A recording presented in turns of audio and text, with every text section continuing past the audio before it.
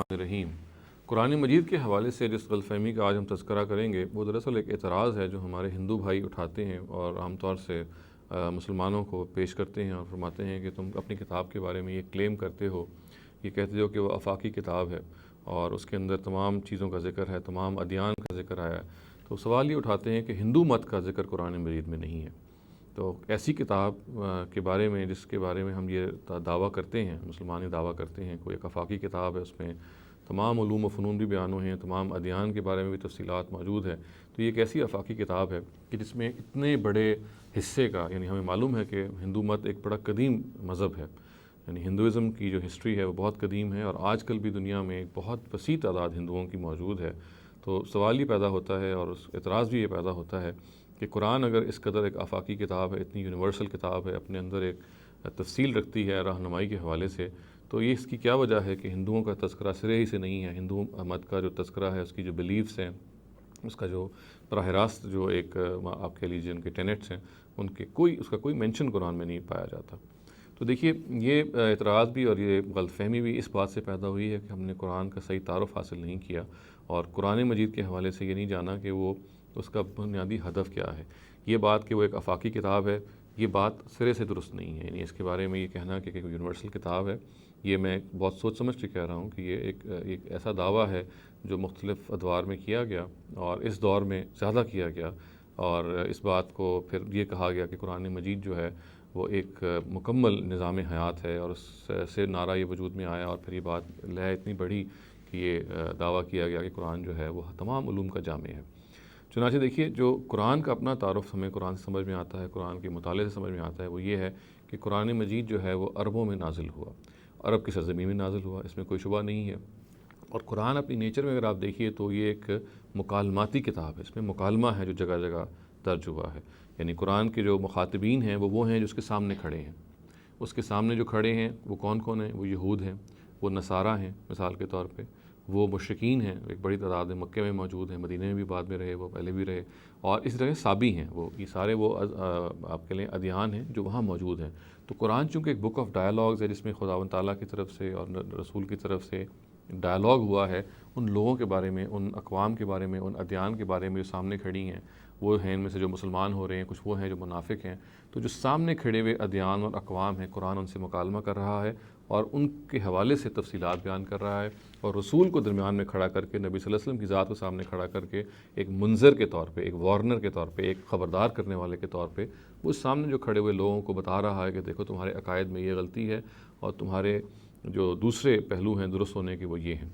تو اس سے ہم اندازہ لگا سکتے ہیں کہ ہندوازم کا تذکرہ وہاں اس لیے نہیں ہے کہ وہاں عرب کی سرزمین میں کوئی ہندو موجود نہیں تھے، یعنی وہاں پہ یہود موجود تھے، وہاں نصارہ موجود تھے جن کو ہم کرسچنز کہتے ہیں، نظرینز تھے وہاں پہ، جیسا کہ میں نے عرض کیا کہ سابی بھی تھے جن کو ہم سابینز کہتے ہیں، اور وہاں پہ خود وہ لوگ انہی میں سے جو مسلمان ہوئے اور پھر انہی میں سے جو منافق ہوئے وہ موجود تھے۔ چنانچہ قرآن کا جو مخاطب ہے یہی ڈینومینیشنز ہیں، یہی وہ مذاہب کے لوگ ہیں جو وہاں سامنے موجود تھے، اور انہی کو دیکھ کے اللہ تعالیٰ نے جو اسکیم اختیار کی وہ یہ تھی کہ ان لوگوں کو ہدایت دی جائے اور ان کی وساطت سے جو اصول نکلے وہ پھر سب پہ اپلیکیبل ہو جائیں۔ تو یہ دعویٰ اگر ہم درست کر لیں گے کہ قرآن کا یہ دعویٰ ہرگز نہیں ہے کہ وہ تمام ادیان کو مخاطب کرتا ہے یا تمام کے تمام، دیکھیے اس کا ایک اور بھی لٹمس ٹیسٹ ہے، وہ یہ ہے کہ جو لوگ ہندو ہونے کے ناطے یہ اعتراض کرتے ہیں، یہ بالکل یہی اعتراض مثال کے طور پہ بدھسٹ بھی کر سکتے ہیں، یعنی بدھا کے جو فالوورز ہیں وہ بھی کہہ سکتے ہیں کہ بدھزم موجود نہیں ہے قرآن میں، تو بالکل ٹھیک بات ہے کہ موجود نہیں ہے۔ ٹاؤزم جو لوگ فالو کرتے ہیں وہ بھی یہ کہہ سکتے ہیں، کنفیوشنزم جو لوگ فالو کرتے ہیں وہ بھی یہ کہہ سکتے ہیں۔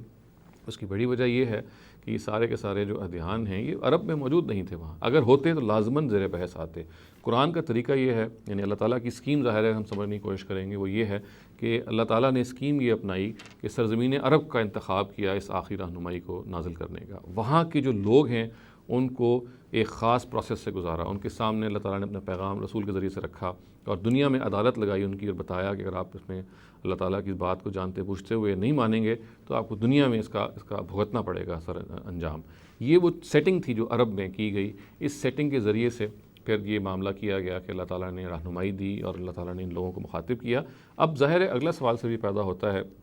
کہ اگر اللہ تعالیٰ نے یہ اسکیم اختیار کی تو پھر کیا اس سے ہمیں کوئی رہنمائی ملتی ہے؟ تو ظاہر ہے اس کا جواب اس بات میں بالکل ملتی ہے. یعنی یہ کہنا کہ ہندو کا لفظ یا بدھسٹ کا لفظ یا وہ لوگ کہ جو مختلف ادیان کے فالوورز ہیں ان کا لفظاً وہاں پہ مینشن ہونا، تو میں نے اس کو عرض کر دیا کہ وہ اس لیے نہیں ہے کہ وہ لوگ وہاں موجود نہیں تھے، اور وہ چونکہ ایک ڈائلاگ کی کتاب ہے، وہ ان لوگوں کے ساتھ ڈائلاگ کرتی ہے جو لوگ سامنے موجود ہیں، تو چونکہ وہ موجود نہیں تھے چنانچہ اس سے ان سے ڈائلاگ بھی نہیں کیا گیا. تاہم بدھسٹ کے حوالے سے بھی اور اسی طریقے سے ہندوؤں کے حوالے سے بھی جو ان کی آراء ہیں، ان کے افکار ہیں، ان کو ہم اصولی طور پہ یعنی سمجھ سکتے ہیں، جان سکتے ہیں. ہمیں معلوم ہے کہ جو بعض ہندو حضرات ہیں وہ مشرکانہ مذہب کو فالو کرتے ہیں، تو اگر مشرکانہ مذہب کو فالو کرتے ہیں تو ان کے بارے میں بھی کچھ ہمیں تفصیلات اور اصول کی چیزیں مل جاتی ہیں، اس لیے کہ مشرکین عرب بھی شرک کا ارتکاب کرتے تھے. شرک کی نوعیت میں فرق ہو سکتا ہے، طریقے میں فرق ہو سکتا ہے، البتہ اپنے نیچر میں بالکل ایک ہی چیز ہے. تو ہم یہ کہہ سکتے ہیں کہ ہمیں ضمن رہنمائی مل جاتی ہے ہندوؤں کے حوالے سے بھی. تاہم جس چیز کے بارے میں ہمیں بالکل مطمئن رہنا چاہیے اور بہت زیادہ محتاط رہنا چاہیے وہ یہ ہے کہ مشرکین کے حوالے سے اللہ تعالیٰ نے قرآن مجید میں جو احکام بیان ہوئے ہیں وہ خاص طور سے مشرکین عرب ہی کے لیے ہیں. یہ بات مثال کے طور پہ جو کہا گیا کہ فقتلوا المشرکین حیث وجدتموہم، ایک موقع پہ مشرکین کے قتل عام کے بارے میں قرآن نے کہا، تو یہ خود سمجھنے کی چیز ہے کہ قرآن مجید نے یہ ایک خاص قانون بیان کیا ہے، اور وہ یہ قانون ہے کہ جو لوگ رسولوں کو حق سچ سمجھتے ہوئے، ان کے پیغام کو سچ سمجھتے ہوئے ان کا انکار کرتے ہیں ان کی اپنی زندگی میں، یعنی یہ مخاطبین، یہ وہ مخاطبین مراد ہیں کہ جو براہ راست مخاطبین ہیں، اگر وہ انکار کرتے ہیں تو ان کو پھر دنیا میں نیست و نابود کر دیا جاتا ہے. چنانچہ مشرکین عرب کے ساتھ یہ معاملہ کیا گیا کہ ان کو نیست و نابود کیا گیا، یا ان کو تھریٹن کیا گیا کہ اگر وہ نہیں ایمان لے کے آئیں گے تو نیست و نابود کر دیے جائیں گے، اس لیے کہ وہ حق کو پہچان چکے تھے اور حق کو جان چکے تھے اور حق کو جانتے بوجھتے ہوئے اس کا انکار کر رہے تھے. تو یہ ان کی سزا بیان ہوئی ہے. چنانچہ شرک ہے کیا اپنی نیچر میں، وہ تو ہم ظاہر ہے کامنالٹی ہے ہندوؤں کے حوالے سے بھی یا بعض اور مشرکوں کے حوالے سے بھی، مگر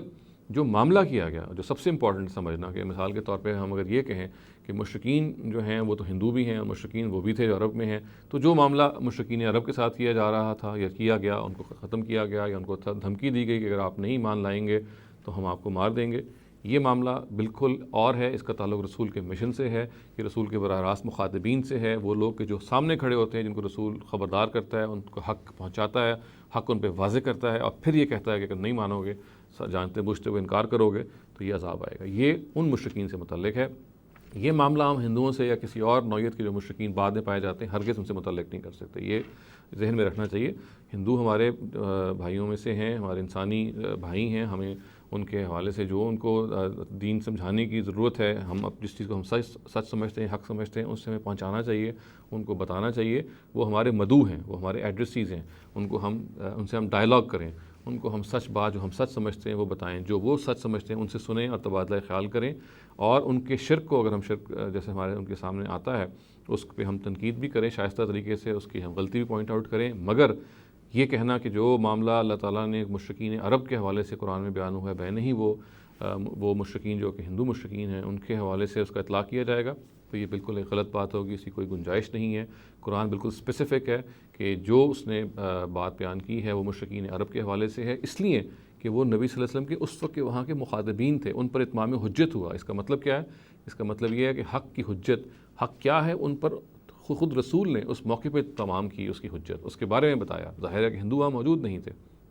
بالواسطہ تو ان کو ہم ظاہر یہ سب باتیں بتا سکتے ہیں، لیکن وہ جو پنشمنٹ ہے، لیکن وہ جو